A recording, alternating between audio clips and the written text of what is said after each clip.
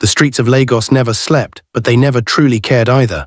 They swallowed the desperate and the broken, chewed them up in the heat and the dust, and spat them back out before dawn with nothing but blistered feet and empty pockets. Layla knew this truth better than most. Every morning before the sun had fully risen, she was already moving through the crowded neighborhoods with a wide metal tray balanced perfectly on her head, filled with loaves of bread wrapped in thin plastic. Her voice, though soft and weary, cut through the noise of car horns and street vendors. "Bread, fresh bread," she called out, her tone neither hopeful nor defeated, just steady, like someone who had long accepted that survival was not a gift but a daily negotiation with fate. She was 23 years old, though the weight she carried made her seem older. Her face was beautiful in a quiet, unadorned way, smooth dark skin, large eyes that held too much sadness for someone her age, and lips that rarely smiled anymore. Her clothes were faded and worn, a simple blouse and wrapper that had seen better years, but she kept herself clean, dignified even in her poverty. Layla was in her final year at the university, studying business administration, though most days it felt like a cruel joke. How could she think about balance sheets and marketing strategies when she couldn't even afford a proper meal? How could she focus on lectures when her mother lay sick at home, coughing through the nights, her body growing weaker with each passing week? Layla's father had died when she was 16, a sudden heart attack that left their small family shattered and financially ruined. Her mother, once a vibrant woman who sold vegetables at the market, had tried to hold things together, but illness had stolen her strength. Now it was Layla who carried the burden alone. She sold bread in the mornings, attended classes when she could, and spent her evenings doing laundry for neighbors or running errands for anyone willing to pay. Sleep was a luxury she could barely afford, and rest was something she had forgotten the meaning of. Yet she never complained, never allowed bitterness to harden her heart. She believed, or at least she tried to believe, that God saw her struggle and that one day somehow things would change. But belief did not pay medical bills. Belief did not silence the landlord's angry knocking or put food on the table. And belief certainly did not stop the mounting debt that hung over her head like a dark cloud, threatening to crush her completely. It was on one of those exhausting mornings, as Layla walked through the upscale neighborhood of Victoria Island, that her life took an unexpected turn. She rarely came to this part of the city. Rich people didn't buy bread from street hawkers, but today she had wandered farther than usual, hoping to catch the early morning staff of the big hotels or office complexes. The streets here were cleaner, quieter, lined with tall gates and security guards who eyed her with suspicion. She felt out of place, like a smudge on a pristine canvas, but she kept walking, kept calling out her goods, refusing to let shame silence her. That was when she saw him. He was standing outside a sleek black car, parked in front of a towering glass building that seemed to touch the sky. Even from a distance, Layla could tell he was different. He wore a perfectly tailored suit, dark blue and expensive, the kind that only the truly wealthy could afford. His posture was straight, confident, but there was something in the way he stood, slightly apart from the two men talking beside him, his gaze distant, almost lonely, that caught her attention. His face was striking, handsome in a way that seemed almost unfair, with sharp cheekbones, a strong jaw, and eyes that looked both intelligent and exhausted. He was young, perhaps in his late 20s, but he carried himself with the weariness of someone much older. Layla hesitated. She knew better than to approach someone like him. Men like that didn't acknowledge people like her. They looked through hawkers as if they were invisible, as if poverty was contagious. But something about the way he stood there, alone despite being surrounded by people, made her feel a strange kinship. Before she could stop herself, she called out softly, "Fresh bread, sir." He didn't turn at first.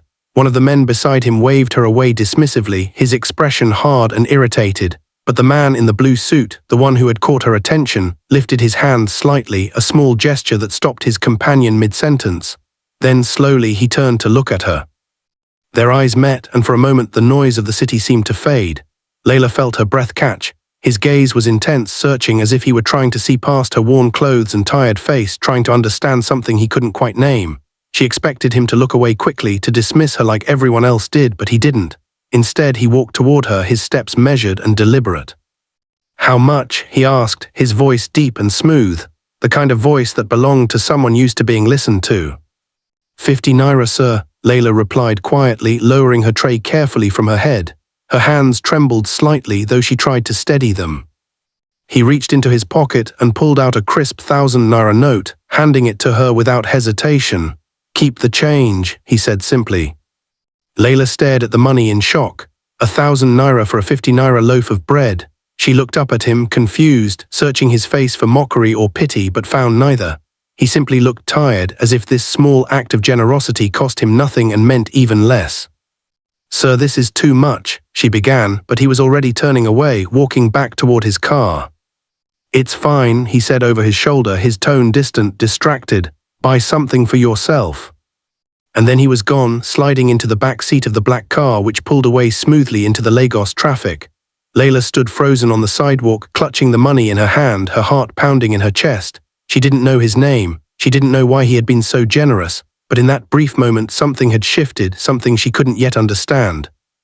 She looked down at the crisp note in her palm, then back at the disappearing car, and for the first time in a very long time, she allowed herself to feel a flicker of something that might have been hope. Sometimes a stranger's kindness wounds deeper than cruelty, because it reminds you of everything you've been denied. Layla couldn't stop thinking about him. 3 days had passed since that morning encounter, and still his face haunted her thoughts like a melody she couldn't quite forget. She didn't even know his name, yet something about the way he had looked at her, not through her but at her, as if she were a person worthy of being seen, had unsettled something deep within her chest. She had used part of the money to buy medicine for her mother, and the rest she had hidden carefully in an old tin box beneath her mattress. It wasn't much, but it was more than she'd had in months, and it made her feel both grateful and strangely guilty, as if accepting such generosity somehow diminished her dignity. Her mother had noticed the change in her immediately. "You seem far away, my daughter," she had said one evening, her voice weak but still perceptive. "What troubles your heart?" Layla had smiled and shaken her head, insisting it was nothing, just exhaustion from school and work. But mothers always knew. Mothers could read the secret language of their children's hearts, the things left unsaid, the burdens carried in silence. Still, Layla kept the encounter to herself, tucked away like a precious secret she wasn't ready to share, wasn't ready to examine too closely in the harsh light of reality. Life continued as it always had. The bread selling, the university lectures she attended in wrinkled clothes while her wealthier classmates whispered and giggled behind perfectly manicured hands, the endless cycle of exhaustion and survival. But now there was something else too, a small kernel of curiosity that had taken root in her mind. Who was he? Why had he given her so much money? Did he do this often, or had there been something specific about that moment, about her, that had moved him to such unexpected generosity? She found herself walking through Victoria Island more frequently, taking the longer route through the wealthy neighborhoods even though it made little business sense. Her eyes scanned the streets, the cars, the buildings, searching for a glimpse of that sleek black vehicle, that tall figure in the expensive suit. She felt foolish doing it, like a child chasing shadows, but she couldn't help herself. Something had been awakened in her that morning, something she didn't quite understand but couldn't ignore either. It was during one of these aimless wanderings, nearly 2 weeks after their first encounter, that fate intervened again. Layla was walking past a luxury hotel, her tray of bread growing lighter as the afternoon wore on, when she heard raised voices coming from the parking area. She paused, instinctively cautious, and peered around the corner. There he was, standing beside that same black car, and this time he was not alone. A woman stood in front of him, beautiful and polished in a way that made Layla acutely aware of her own shabby appearance. The woman wore a form-fitting designer dress, her hair styled in elaborate braids adorned with golden accessories, her makeup flawless. But her face was twisted with anger, her voice sharp and cutting. "You can't keep doing this, Ethan," she was saying, her tone dripping with frustration and entitlement. "My father has been more than patient with you. We've been engaged for 2 years and you still refuse to set a wedding date. What are people supposed to think? What am I supposed to tell my friends?" So his name was Ethan. Layla filed this information away, her heart beating faster as she watched the scene unfold. She knew she should leave, that this was none of her business, but something kept her rooted to the spot, hidden partially behind a vendor's stall. Ethan's expression was calm but cold, a mask of controlled politeness that somehow seemed more cutting than outright anger. "Kioma, we've discussed this," he said evenly. "I never asked for this engagement. Our parents arranged it for business purposes. I've been respectful of that arrangement, but I won't be pressured into a marriage I don't want." "Don't want?" Kioma's voice rose higher, attracting the attention of passers-by. "You don't want? Do you know who my father is? Do you know what he could do to your precious company if you embarrass our family like this?" "I'm well aware of your father's influence," Ethan replied, his jaw tightening slightly. "But I'm not going to spend the rest of my life in a loveless marriage just to satisfy business interests or save face at society parties. If your father wants to withdraw his partnership, that's his choice to make." Kioma's face contorted with a mixture of rage and humiliation. For a moment, Layla thought she might actually strike him. Instead, she stepped closer, her voice dropping to a venomous whisper that somehow carried through the afternoon air. "You think you're so noble, so principled, but you're just a coward, Ethan. A coward hiding behind excuses because you're afraid of real commitment, real intimacy. You'll end up alone in that big empty house of yours, surrounded by your money and your pride, and one day you'll realize what you threw away." With that, she turned on her expensive heels and stormed away, leaving Ethan standing alone beside his car. Layla watched as his shoulders sagged slightly, the confident posture crumbling just for a moment before he straightened again, his hand moving to massage his temples as if fighting off a headache. He looked so tired, so utterly alone, that Layla felt an unexpected surge of sympathy wash over her. Here was a man who had everything, wealth, status, looks, and yet he seemed just as trapped as she was, just in a different kind of cage. She must have made some small sound, or perhaps he simply sensed her presence, because suddenly Ethan's head turned in her direction. Their eyes met across the parking lot and recognition flickered in his gaze. He stared at her for a long moment, and Layla felt her face grow hot with embarrassment at being caught watching such a private confrontation. She should apologize, she should leave, she should do something other than stand there frozen like a fool. But before she could move, Ethan did something unexpected. He walked toward her, his stride purposeful but not threatening, and when he reached her, he didn't look angry or annoyed. Instead, there was something almost relieved in his expression, as if her presence was somehow welcome rather than intrusive. "You're the bread seller," he said, and it wasn't a question. "I remember you." Layla nodded, her voice catching in her throat. "Yes, sir, I'm sorry, I didn't mean to, I wasn't trying to." "It's fine," he interrupted gently, then surprised her further by asking, "What's your name?" "Layla," she managed to say, her voice barely above a whisper. "Layla Okonkwo." "Layla," he repeated, as if testing how it sounded. Then, after a pause that seemed to stretch forever, he said something that would change everything.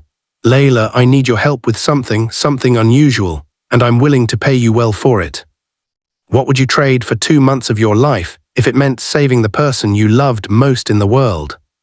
The question hung in the air between them, unspoken but heavy with implications that Layla was only beginning to understand.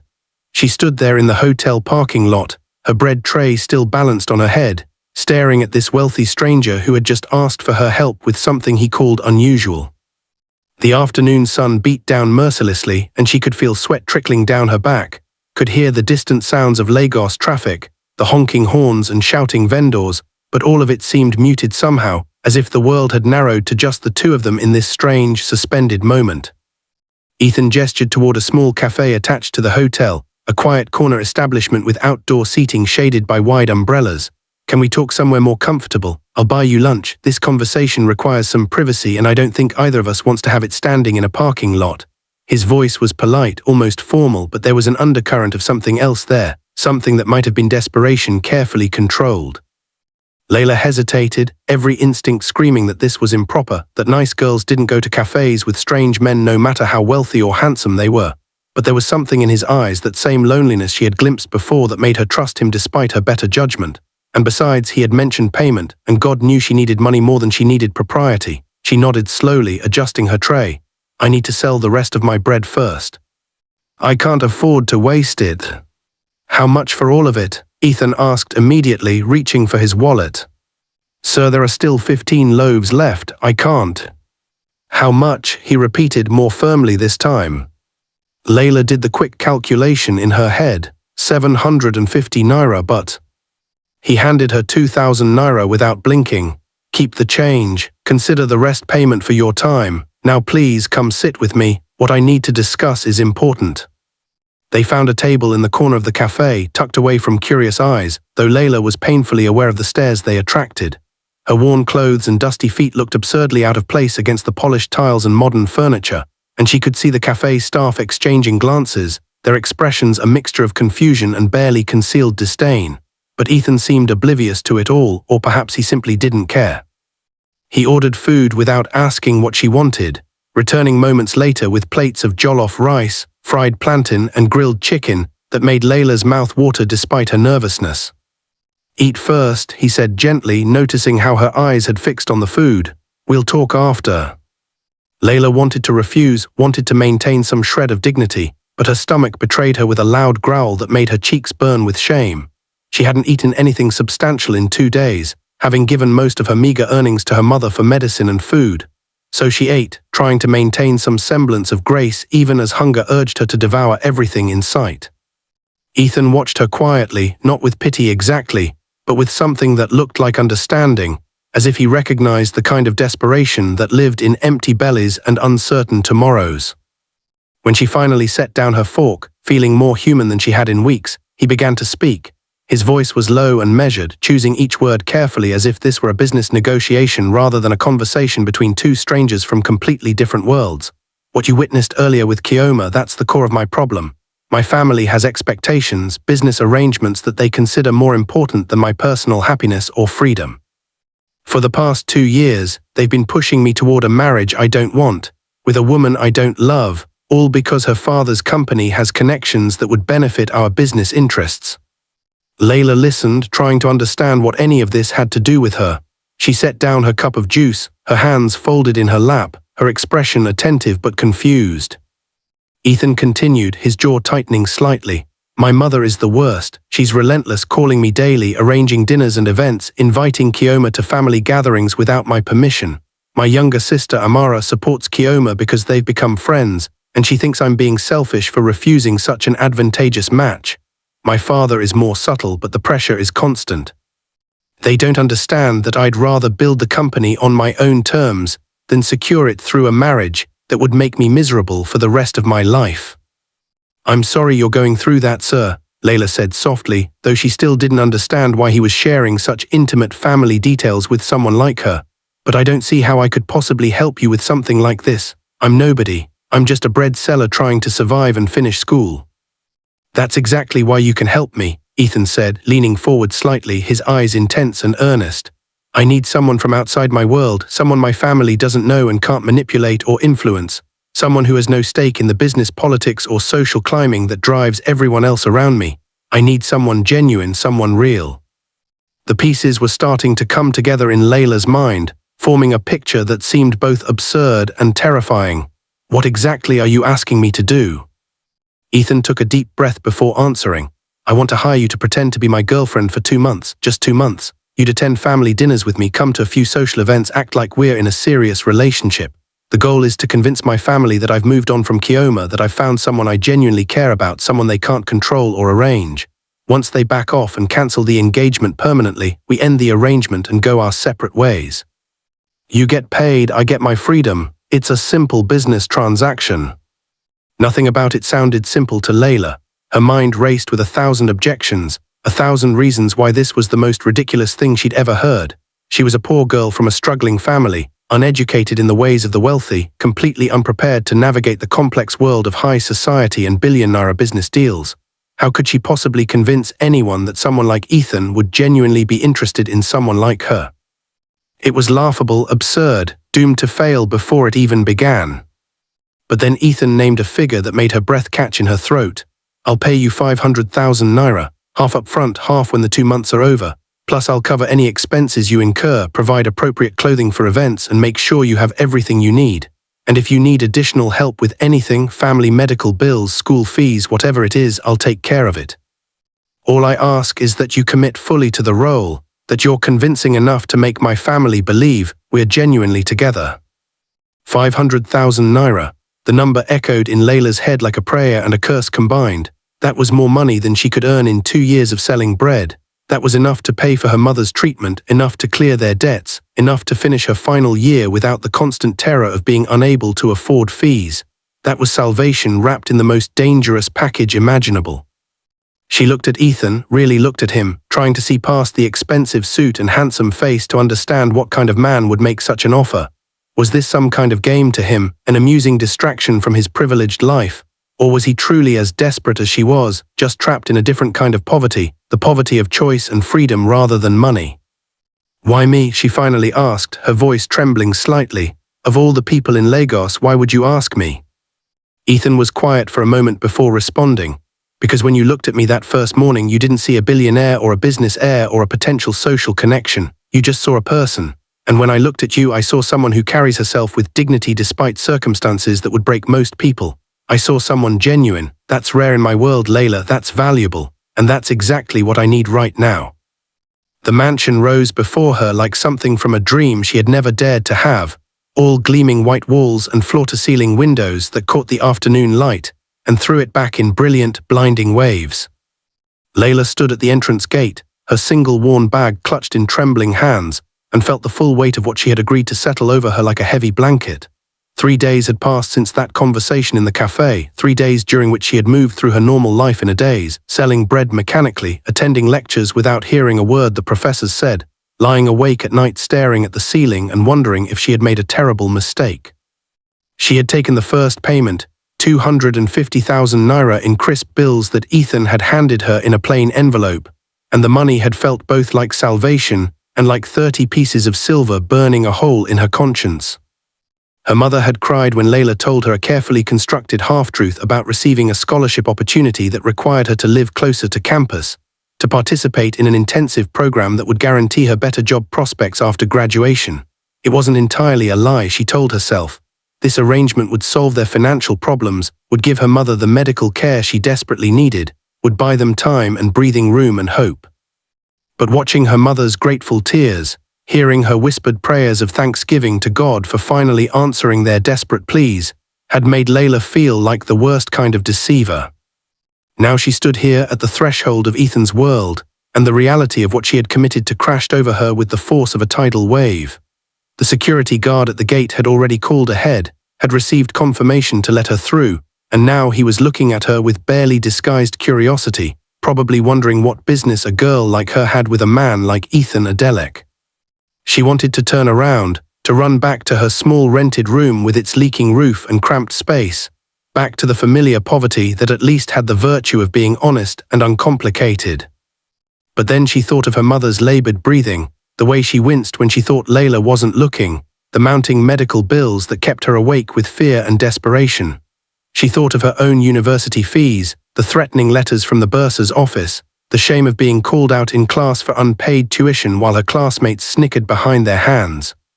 She thought of all the mornings she had walked these streets with bread on her head and hope dying slowly in her heart, and she knew she couldn't go back, not yet, not when salvation was finally within reach, even if it came wrapped in deception and pretense. The front door opened before she could knock, and Ethan appeared, looking somehow different than he had in their previous encounters. He was dressed more casually now in dark jeans and a simple white shirt that somehow made him look younger, more approachable, though no less handsome. His expression was carefully neutral, but she caught a flicker of something in his eyes when he saw her standing there, something that might have been relief or perhaps recognition of the magnitude of what they were about to attempt together. "Come in," he said quietly, stepping aside to let her pass. "Welcome to your home for the next 2 months." The interior of the house was even more overwhelming than the exterior.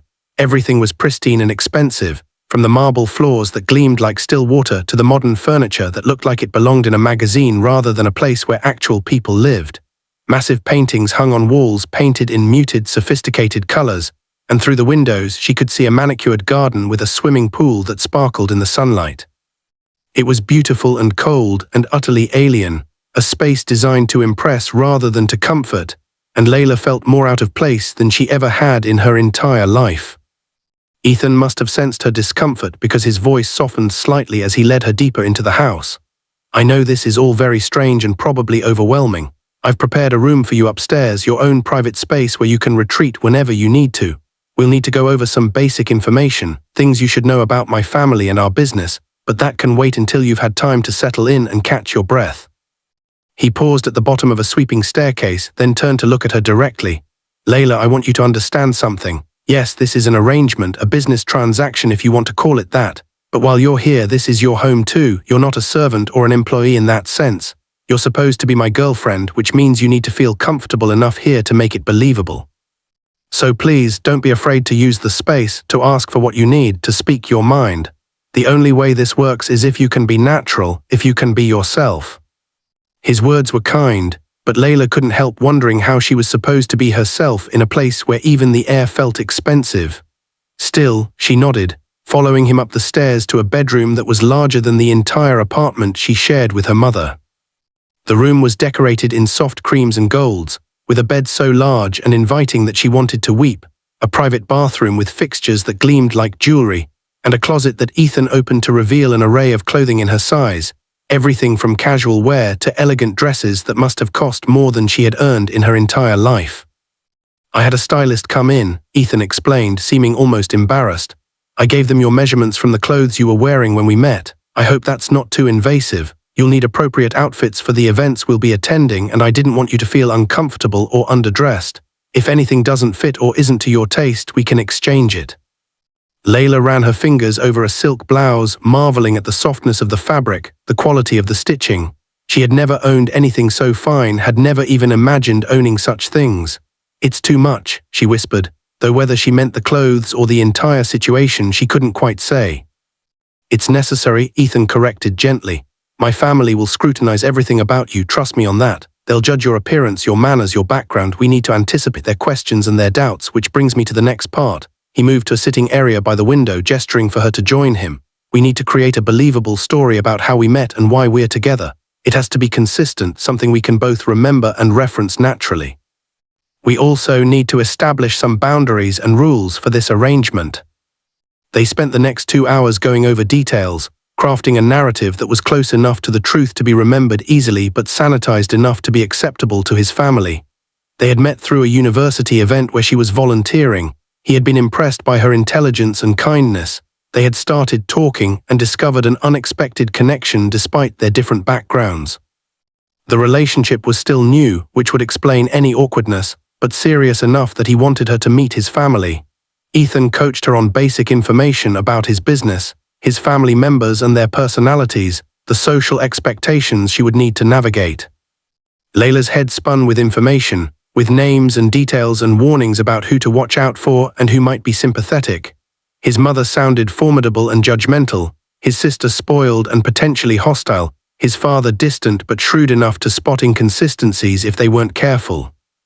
There were business partners to consider, society friends who loved gossip, a whole elaborate web of relationships and expectations that she would need to navigate without making mistakes that could expose their deception.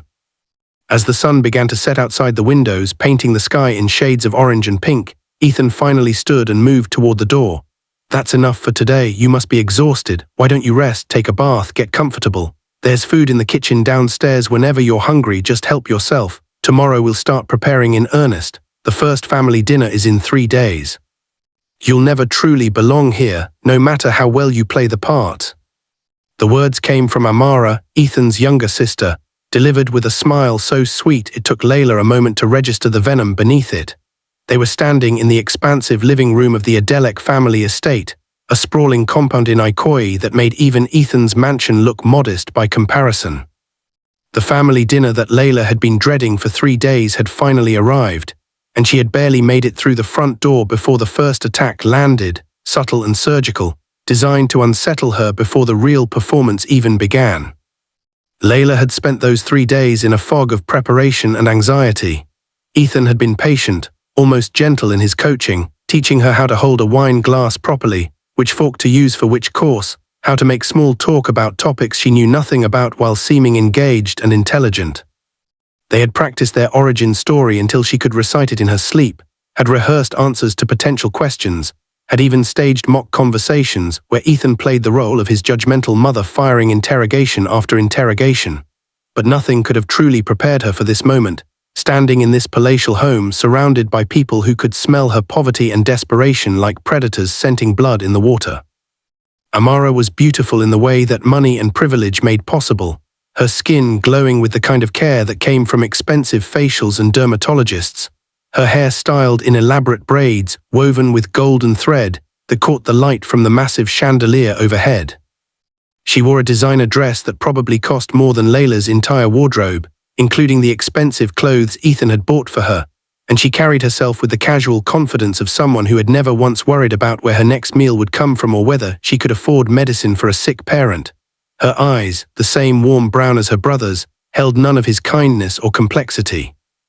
Instead, they were sharp and assessing, taking in every detail of Layla's appearance with the precision of someone trained to spot imperfections and exploit them. "I'm not trying to belong," Layla replied softly, proud that her voice remained steady despite the trembling in her hands. "I'm just here because your brother invited me to meet his family. I understand that this might be surprising or uncomfortable for you, but I hope we can be civil for his sake." Amara's smile widened, though it never reached her eyes. "Oh, I'm always civil. That's the difference between people like us and people like you. We know how to maintain appearances no matter what we're really thinking. But I suppose that's a skill you'll need to learn quickly if you plan to stay in Ethan's life for any length of time. My brother might be going through some kind of quarter-life crisis, rebelling against family expectations by bringing home someone so obviously unsuitable, but trust me, it won't last. It never does."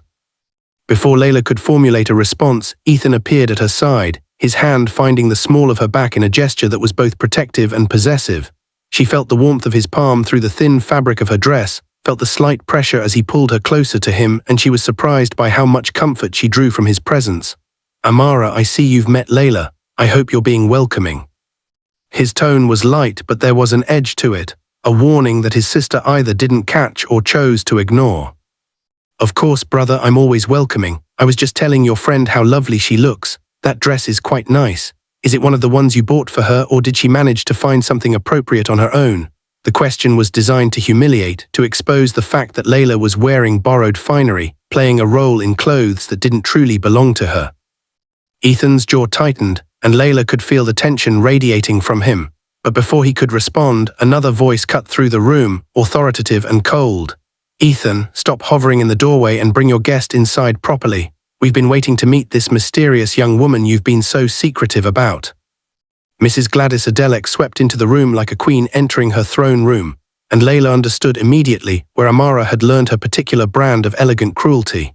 Ethan's mother was in her late 50s, impeccably dressed in traditional Nigerian attire that somehow managed to look both regal and modern, her jewel wrapped in an elaborate style that added inches to her already imposing height. Her makeup was flawless, her jewelry understated but clearly expensive, and her posture spoke of decades of privilege and authority. She moved with the confidence of someone who had never been told no, who had never encountered a problem that money or influence couldn't solve, and her eyes, when they landed on Layla, were as cold and assessing as a jeweler examining a stone of questionable value. The formal introductions that followed were a carefully choreographed exercise in passive aggression. Mrs. Adelek's handshake was brief and limp, as if prolonged contact might somehow contaminate her. Mr. Adelek, Ethan's father, was more cordial but clearly disengaged, offering a perfunctory greeting before returning his attention to his phone and whatever business matter consumed him. There were other relatives present as well, aunts and uncles and cousins, whose names blurred together in Layla's anxious mind, all of them watching her with varying degrees of curiosity and disapproval. Dinner was served in a dining room that could have accommodated 30 people easily, though tonight there were only 12 seated around the massive mahogany table. Layla found herself positioned directly across from Mrs. Adelek, a placement she suspected was intentional, designed to keep her under constant scrutiny. The meal was elaborate, course after course of beautifully prepared food that Layla barely tasted, her stomach too knotted with anxiety to properly appreciate the effort that had gone into the preparation.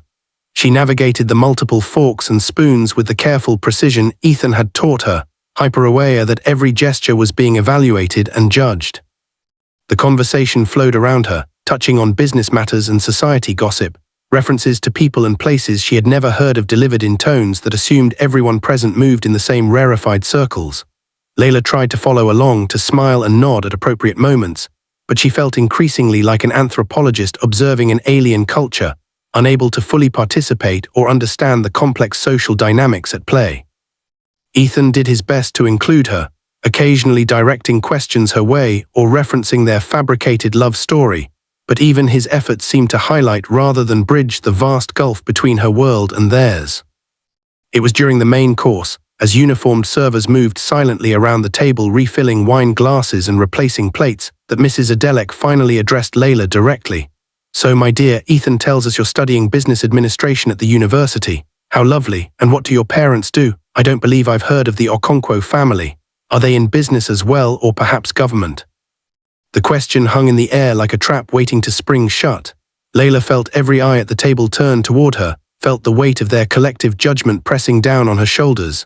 This was the moment she had been dreading, the inevitable interrogation into her background and family connections, the moment when her carefully constructed facade would either hold or crumble completely.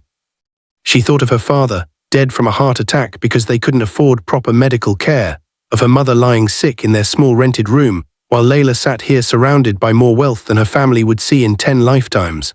She thought of the lie she and Ethan had prepared, the sanitized version of her life that would be more palatable to these people who measured worth in bank accounts and social connections. But something in Mrs. Adelek's tone, the casual cruelty disguised as polite interest, the assumption that Layla's family must be somehow notable or connected to be worthy of acknowledgement, sparked a flicker of defiance in her chest. She had spent her entire life being made to feel small, being judged and dismissed by people who had never known real struggle or sacrifice, and suddenly she was tired of apologizing for circumstances beyond her control.